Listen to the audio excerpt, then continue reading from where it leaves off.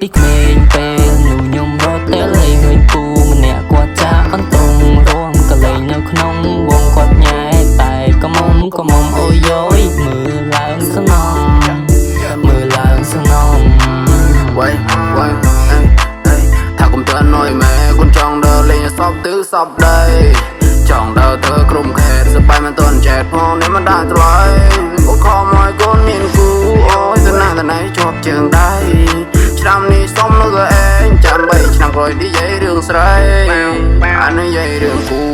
ម៉ែថាកូនឯងគុណប្រោះម៉ែកូនឯងយោតូវាមិនខុសក៏មុំចង់ភូមិគេល្អអីល្អស្អីល្អទៅលុយមិនដូចអបគោលអូម៉ែហើយបើខំយ៉ាងនេះយីចង់បានចៅពូអើយនេះថ្ងៃអើយបើខំយ៉ាងនេះចង់បានចៅពូអើយនេះចង់បានចៅពូពុកគេសិនតូ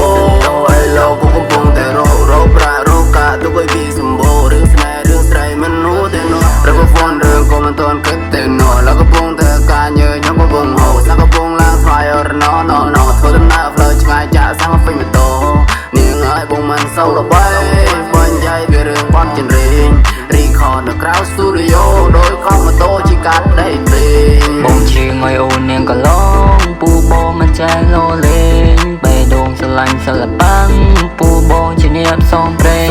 លើភ្លេងតែមិនមានគ្រូធ្វើច្រើនបានតិចក៏មិនដែលអ៊ូពូបងស្មោះស្ម័គ្រហើយក៏តស៊ូតែបើរឿងស្នេហ៍ចង់គិតគូ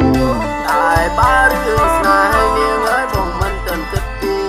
តែបើ know you វាក៏ជួបថ្ងៃចូលឆ្នាំថ្មីបងខំមើល